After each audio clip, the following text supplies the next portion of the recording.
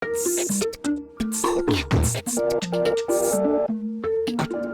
verdad es que no me apetece absolutamente nada de lo que viene hoy en este menú. Hola, buenas tardes. Bueno, ya saben ustedes lo que es un menú. Normalmente un papelito que acompaña a la carta en algunos restaurantes o en casi todos, creo que es obligatorio, en el cual se incluyen comidas que se pueden elegir entre 2 o 3 primeros platos, 2 o 3 segundos platos, pan, postre, agua y vino. Antes los menús eran más largos, porque incluso se elegía entre 3. Quizá unos primeros compuestos de sopas y entremeses, segundos de verduras y pastas y terceros de pescado y carne. Pero ahora realmente comemos menos. Les voy a leer a ustedes la definición que en el diccionario de Elvira Arnús da de menú. Galicismo equivalente a minuta, enumeración de los platos que componen una comida o cena.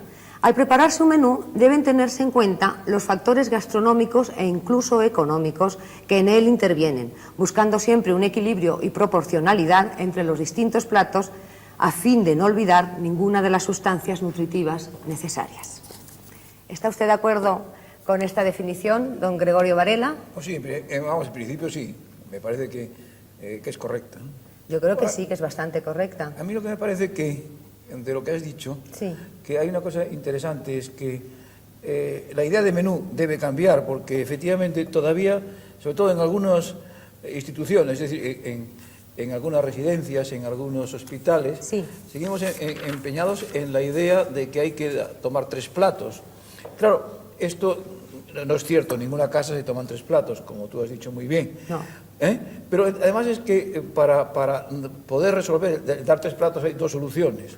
Algunas tan pintorescas como el primer plato convertirlo en una aceituna con un pepinillo, con lo cual se cumple eso. Y luego, lo que es más grave, cuando se pretende cumplir con los 3 platos, es como lo estamos viviendo en estos momentos en alguna institución española, que eso supone que, como la gente no se puede comer 3 platos, pues haya una cantidad de comida que se desecha muy importante. Eso sí que es una lástima. Fíjate, me has llegado a decir que incluso el 70% en hospitales se desecha de comida que los enfermos no pueden tomar. Bueno, por bastantes razones. No solamente eso, es un problema de presentación, otro tema que nos llevaría muy lejos. Ay, perdón, ahora que has dicho presentación, no te he presentado.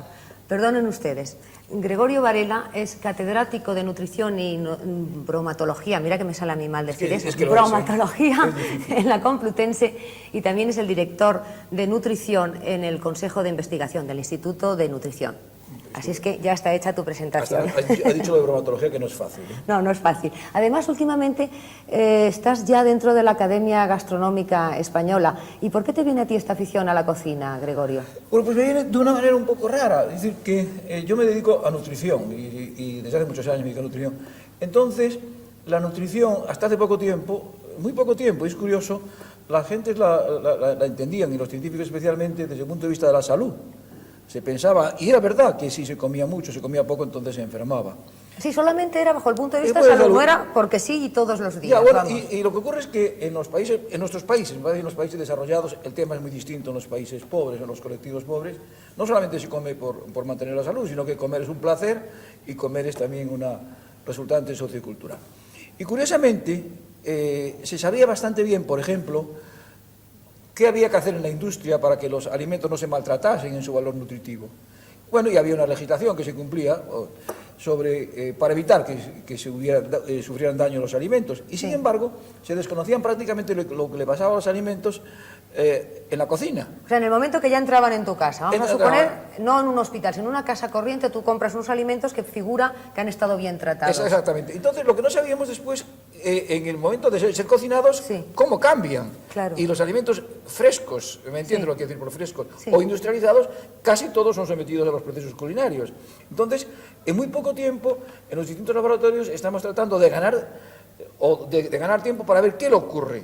Por ejemplo, a nosotros nos hemos repartido en los distintos países el estudio de los distintos grupos de procesos culinarios. Claro. Y esa es un poco la manera en que nuestro grupo y los distintos grupos de los laboratorios de nutrición están hoy tratando de recuperar el tiempo perdido para conocer esos efectos. ¿Qué ocurre con una fritura? ¿Qué ocurre con una cocción exagerada? ¿Qué ocurre si se queda crudo o medio crudo? Claro.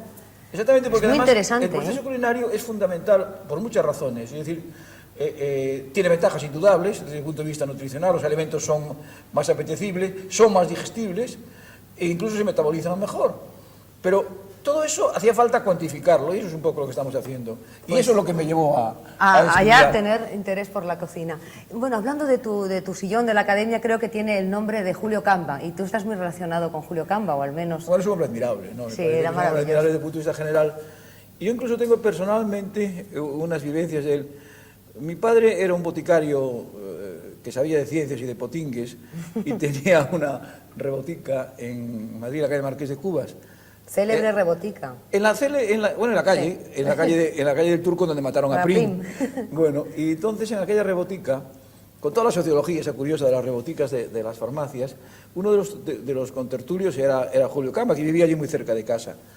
Y bueno, a mí resultó, yo entonces era muy jovencillo, resultó realmente fructífero el oír a aquellas gentes y aquellas discusiones. Qué suerte haber estado en esas tertulias, Gregorio. Sí, era realmente curioso las personas que allí iban. Por ejemplo, mi padre ofrecía todos los años una comida a los tertulianos. Entonces yo estoy siempre, desde el recuerdo lo veo, subiéndose por una escalera, casi misteriosamente, a los más altos estantes y en los botes más extraños de especias, haciendo los mejunjes. Y yo siempre digo que Camba y los muchos Cambas que allí estaban darían algo por saber aquella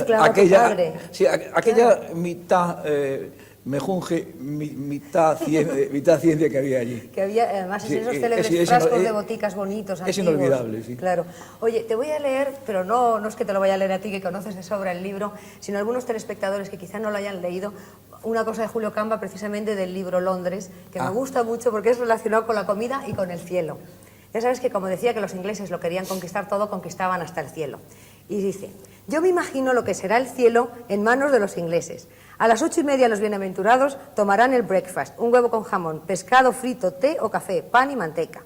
A las 12 el lunch, roast beef frío, ensalada de remolacha, pudding, queso. A las 5 té con pastas. A las 7 la cena, sopa, pescado, roast beef caliente, pudding, queso. Todos los bienaventurados se pondrán el smoking para comer. No se podrá fumar en el comedor. De vez en cuando se organizarán garden party. Se hará mucho sport. Por las noches habrá soirées musicales. Los domingos supresión de todo espectáculo y prohibición absoluta de juego. Inútil añadir que todo estará cerrado a las 12:30 de la noche. A mí me parece un cielo. Bueno, a mí me parece que si mi paisano levantara la cabeza se iba a quedar sorprendido de cómo ha cambiado Londres y cómo han cambiado los ingleses. Probablemente el país donde ha ocurrido un cambio en los hábitos alimentarios más profundo ha sido Inglaterra, a pesar del tradicionalismo de ellos. Es muy curioso porque ha cambiado los hábitos alimentarios y nosotros en la Fundación Española de Nutrición estamos muy interesados en el tema.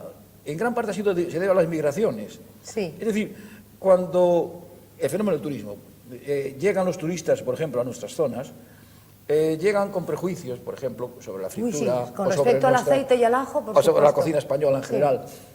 Entonces, nosotros estamos estudiando de qué manera el fenómeno turístico ha cambiado los hábitos alimentarios y no siempre para bien. Yo diría que en bastantes casos a veces para mal, sí. Digamos que algebraicamente es positivo, lo cual es una manera de no comprometerse. Pero lo que más nos interesa, o nos interesa tanto como de qué manera el fenómeno turístico ha hecho cambiar los hábitos alimentarios, esto es importante, los países de origen, cuando vuelven los turistas, cómo cambian los hábitos alimentarios. Por ejemplo, Inglaterra, consumo de vino. Sí, que antes no tenía. Prácticamente, bueno, pues hoy se consume un vino, bueno, me refiero no solamente a España, porque este trabajo se va a hacer en colaboración con otros países receptores turísticos. Bueno, el tipo de culinaria ha cambiado marcadamente. ¿Pero tú crees que ha sido por venir ellos aquí, probar la nuestra y volver, o por la corriente migratoria de trabajadores, vamos a decir, de la cuenca del Mediterráneo a Inglaterra? Hay muy pocos datos científicos, hay nada más que un trabajo muy pequeño hecho por la profesora Estelle Dumas, pero con una población muy pequeña, y por eso nosotros lo vamos a enfocar a estudiarlo seriamente, y creemos que va a ser interesante, porque es verdad que los hábitos han cambiado, y han cambiado, por ejemplo, en los pueblos, en los que van de un determinado, por ejemplo, veranean de una determinada zona, toman parte de los hábitos, incluso locales. Ya no de la cocina española, sino locales. Es curioso, por lo menos. Eso es muy curioso. No, es curioso, no, tampoco es trascendente. Bueno, no, pero es bonito estudiarlo. Curioso, sí. Gregorio, vamos a seguir hablando de todo esto mientras hacemos nuestro potaje y nuestras frituras, que es de lo que se va a tratar hoy, porque es de lo que tú más estás estudiando, o por lo menos es tu tema tu tema que me has pedido que haga. Entonces, lo que ocurre es que como muchos espectadores nos dicen que no cogen a tiempo todos los ingredientes de los potajes, sobre todo porque tienen muchos, vamos a verlos primero para que así los puedan coger y luego a la vista de lo que hacemos con ellos se den más cuenta, ¿eh? Estupendo. Potaje de judías pintas con judías verdes y arroz. Medio kilo de judías pintas. Medio kilo de judías verdes. 3 o 4 zanahorias. Una cebolla en el momento de cocer y media cebolla para el sofrito. Un hueso de punta de jamón. Una cabeza de ajos. Aceite de oliva. Un tomate. 2 clavos de zanzíbar. Pimentón rojo dulce. Arroz y un poco de pimienta negra. Vamos a hacer este potaje mezclando elementos nutritivos tales como las leguminosas, cereales y verduras, porque queremos que se incremente el consumo de leguminosas, ¿verdad, Gregorio? Sí, realmente es muy importante el que se incremente porque ha descendido mucho y esto no es malo, porque las leguminosas, bueno, que algunas gentes le llaman también legumbres. Sí. Y lo correcto es, como tú has dicho, leguminosas, porque en legumbres a veces hay confusionismo, se entienden también las verduras. Sí. Y por eso me gusta mucho llamarle más legumbres. Yo también lo prefiero, pero que la gente entienda que pueden ser legumbres, Sí, por si acaso. lo que la gente llama también legumbres Sí, secas. legumbres secas. Pues estábamos hablando de que ha disminuido mucho el consumo y no es bueno porque la calidad de la proteína de las leguminosas es muy bueno y la cantidad. Como todo el mundo sabe, la calidad de la proteína de la carne, del pescado, de los huevos o de la leche, de los alimentos de origen animal es excelente. Y la de los vegetales es un poco peor. Pero las leguminosas, aunque son vegetales, la calidad está muy próxima a la de los... Ah, la del reino animal, eso sí, no lo sabía yo. es prácticamente lo mismo, naturalmente. Y el costo de un gramo de proteína en pesetas es mucho más barato, claro. Luego la cantidad es prácticamente la misma, y la calidad un poco peor, pero mucho mejor que el resto de los vegetales. Por lo tanto, la relación calidad-precio es excelente. Y además tiene una cualidad que tú sabes muy bien, por eso probablemente has preparado Sí. el potaje, es que los cereales, es decir, la harina de trigo o el arroz, tienen el inconveniente desde el punto de vista de la proteína que les falta una cosa, les falta una que se llama la lisina. La lisina. Sí, que es un aminoácido, bueno, pero... Sí. Y en cambio, a las leguminosas les falta metionina, otro aminoácido. Entonces, cuando tú combinas en un potaje, o cuando las amas de casa combinan en un potaje, arroz, por ejemplo, o harina, con lentejas, judías o garbanzos, por ejemplo, cada gramo de proteína que aportan los cereales y un gramo que aportan, no dan 2 gramos, dan más. Ah, porque qué bien. se complementan. Entonces, el ideal es lo que vamos a hacer ahora. ¿Te parece que vayamos echando ya, por ejemplo, Me parece estupendo. las judías? Sí. Pero tú dime, además de... ¿Es lisina lo que tienen? No tienen lisina, pero sí tienen proteínas. Pero dime qué tienen en vitaminas las judías pintas, por ejemplo. Bueno, las judías pintas no tienen demasiadas vitaminas. ¿No? No, en general las legumbres secas, las leguminosas, no son una fuente de proteínas. La fuente de vitaminas. La fuente de vitaminas está en eso que tienes en la mano. Y entonces, por eso lo vamos a echar. Exactamente. ¿Eh? Las judías verdes. En las judías verdes, que como todas las verduras, aunque esta, por ejemplo, teóricamente también es una leguminosa, pero bueno, es una fuente muy rica de 3 cosas que nos interesan mucho: vitaminas, minerales y fibra. Ah, que es muy importante para la digestión, ¿no? Exactamente, para que tengas una digestión correcta, es decir, que no pase demasiado rápido ni demasiado despacio el alimento por tu digestivo. No vamos a echar todas, Gregorio, porque me parece que la proporción de judías pintas y judías verdes está bien, fíjate, así, no sobran estas, ¿eh? Eso la que entiendes eres tú. Bueno, y también vamos a poner las célebres zanahorias que queremos hablar tanto de ellas. Estupendo, porque las zanahorias es también otro de los alimentos que hay que incrementar. ¿Por qué? Porque uno de los pocos problemas que tenemos en la alimentación española, y son datos bastante recientes, en grupos, lo que llamamos grupos vulnerables, es decir, gestantes, especialmente lactantes.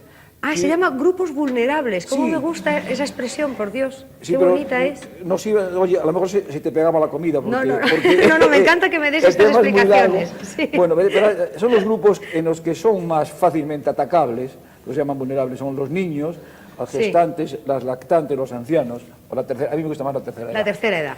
Y luego hay otro grupo que no vamos a hablar de él, que también es un grupo también vulnerable y mucho más moderno en cuanto a su existencia, que son lo que llamamos de las personas que quieren mantener un peso ideal. Un peso ideal. Y ese peso ideal hacen tonterías que se sale del tema. Pero ahí estamos todos, Pero que te estaba contando que nosotros hemos encontrado también en España, en gestantes españolas, es decir, mujeres que han estado, que tienen déficit de vitamina A. Es decir, que tienen carencia de vitamina A. Ah, y esto es porque el régimen que están haciendo no es el adecuado y no consumen suficiente zanahoria, digo yo, o otras... Zanahoria entre otras cosas. Claro. Es decir, que hay fuentes de vitamina A, pero la zanahoria es una excelente fuente de vitamina A, no directamente, pero se convierte en vitamina A en el organismo. Y como, te repito, sobre todo en algunos grupos de gestantes españolas y de tercera edad, sobre todo en personas de edad que hemos estudiado en residencias, hemos encontrado déficit de vitamina A, y uno de los sistemas, el quizás el más económico de corregirlo, es incrementando la zanahoria. La zanahoria. Y además es barata. Hombre, es baratísima y se puede tomar cruda rallada, que a mí me gusta mucho. Perdona, voy a echar un hueso de jamón porque esto le da mucho gusto, ¿eh? Sí. No sé las propiedades que tendrá, supongo que un poco de grasa. Sí, bueno, y lo que hay que tener cuidado es con no tragarse el hueso, claro. No, si te tragas este hueso... Mal va.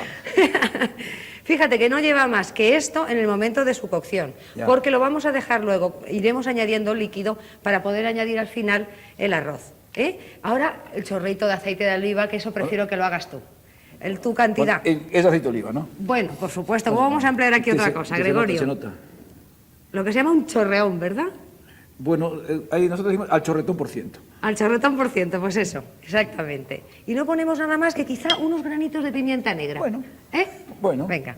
Es que yo soy muy aficionada. ¿A ti te importa? Bueno, tampoco me molesta mucho. Bueno. Luego no se machacan ni nada, sino que como quedan ahí flotando, el que se los encuentra en la boca, que los tire. Y con esto solamente lo dejamos a cocer, pero eso sí, vamos a preparar el sofrito que vamos a añadir luego a este potaje. Ya. Porque aquí interviene un elemento que empleamos muchísimo en España y que es importantísimo, que es el ajo. Ya. El ajo, sí, es muy importante y también es una cosa muy curiosa. El ajo ha tenido también una leyenda negra. Sí, tremenda. Y acuérdate de todos los franceses del romanticismo que decían, nos acercamos a España, huele ajo. A ajo. Bueno, fíjate, pues el ajo ahora se está recuperando o se está poniendo en su justo lugar. Menos mal, ¿eh? Sí. Menos mal, porque yo creo que no hay potaje ni guiso estofado que no lleve en España. Toda la cocina mediterránea, como tú sabes, mejor que yo lo lleva. Fíjate, estaba también el aceite, que el ajito se nos ha dorado incluso un poquitín antes de tiempo. Ya. No al mismo tiempo que la cebolla, pero bueno. Oye, pero no queda mal así. No queda mal porque le da muy, con tal de que no esté negro, le da muy rico sabor. Y ahora añadimos el tomate. Sí. Bueno, esto casi desaparece, supongo, sus fuentes vitamínicas en el momento en que lo freímos, ese ¿no? es el problema, la vitamina C. Sí. Bueno, no todas las vitaminas, porque hay algunas vitaminas que no se afectan por el calor. Ah, no, ¿cuáles son las que no se afectan por el calor? Bueno, sería un rollo. Yo te diré las que se afectan, mejor. Bueno. La vitamina C y la vitamina B1 son las que más se afectan, ¿no? Ya. Pero así como vitamina B1 en España no tenemos problema, de vitamina C tampoco.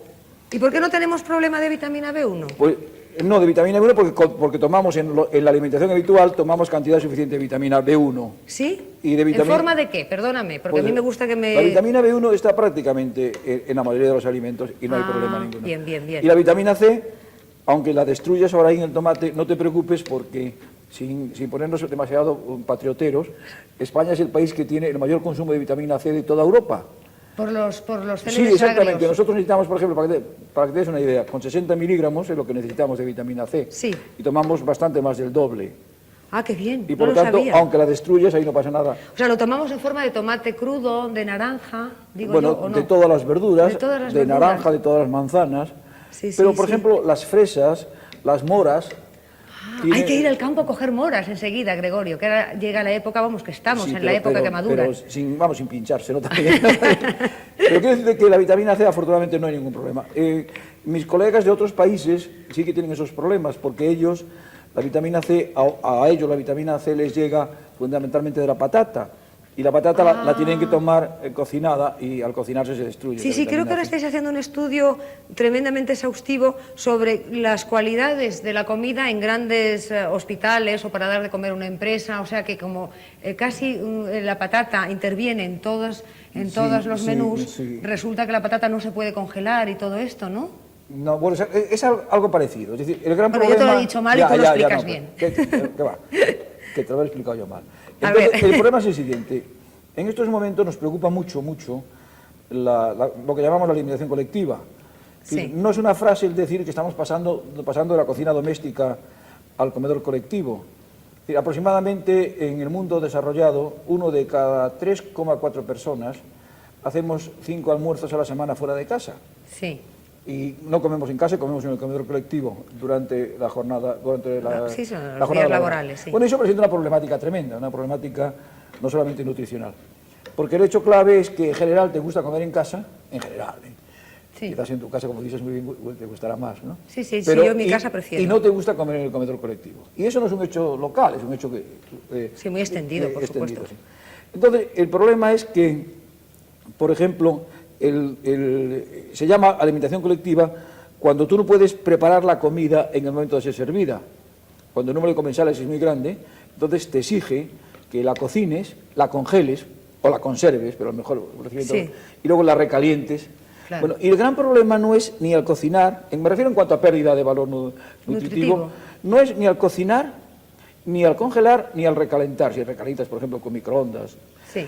El problema es cuando se mantiene caliente, es decir, hasta que cuando tú vas a un comedor colectivo, mientras, claro, la tienes a una temperatura para que la gente la toma directamente. Bueno, sí. Pues en ese periodo de tiempo, que la palabra inglesa es world holding, es cuando se pierde la mayor cantidad de vitamina C. Y es un problema grave. Y eso que tú decías, que tenías toda la razón, fíjate, por ejemplo, que la patata, como sabéis las amas de casa hace mucho tiempo, la patata no puede recalentarse. No, se queda zapatera. Y todos los intentos que se han hecho de recalentarla, bueno, zapatera, no sabía que estupendo, se llama zapatera. Se queda zapatera, bueno, siempre pues se ha dicho. Se ha terminado un trabajo de 2 laboratorios, hechos en colaboración, 2 laboratorios alemanes y uno inglés, en que demuestran eso, que la patata no puede recalentarse.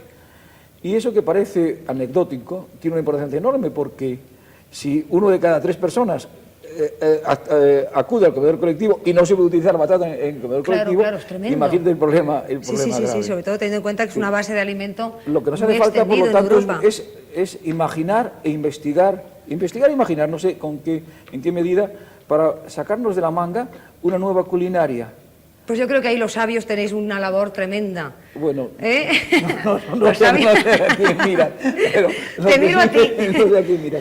Pero lo que sí es verdad es que las personas que nos dedicamos a la ciencia y a la tecnología de la alimentación, nuestra gran maestra es el ama de casa, que es la que ella sí que sabe.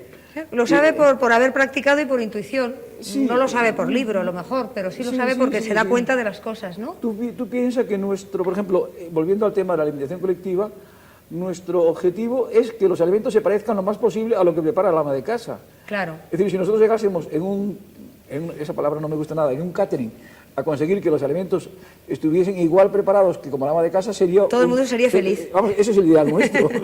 Bueno, Gregorio, vamos a hacer una cosa, y es esperar 1 hora que nos hiervan las judías tapaditas y como 10 minutos nada más a que se nos haga el tomate, que le cuesta más hacerse que la cebolla, para poder añadir luego el pimentón, ¿eh? Así es que esperamos ahora un poco.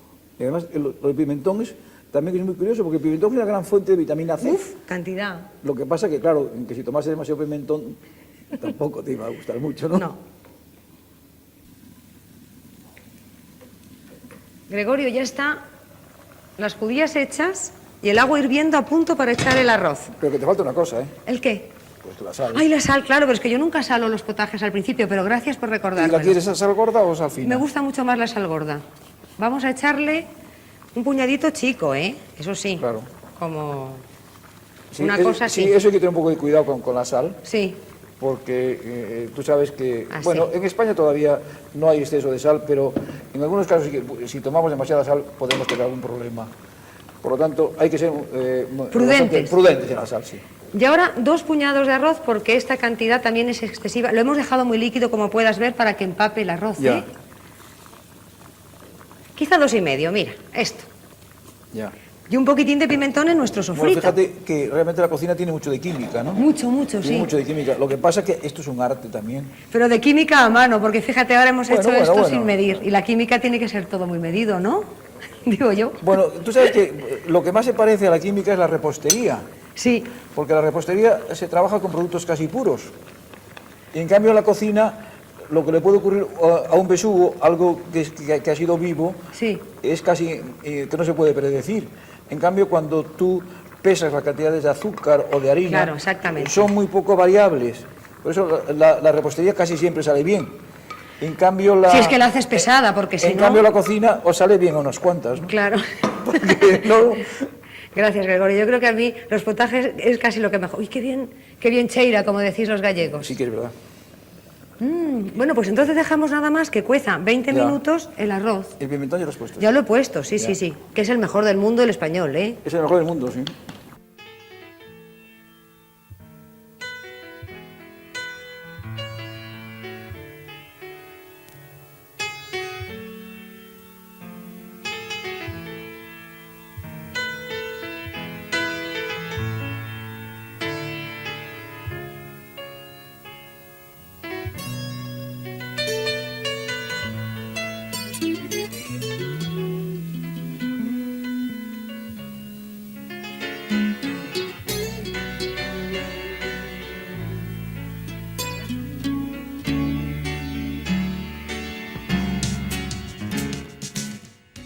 Gregorio, te he preparado una fritura de pescado graso o azul. ¿Tú cómo lo denominas? Bueno, pues indistintamente, porque no siempre el pescado azul es graso, pero nos entendemos. Es decir, ni siquiera hay especies que las tomamos por grasas y cambian mucho, pero creo que todos tenemos una idea suficiente de lo que es el pescado azul. Lo que no tenemos una idea tan clara es de las ventajas que tiene el pescado Exactamente, azul. el pescado azul, que tiene muchísimas. Mira, Sí. aquí tenemos caballa en adobo.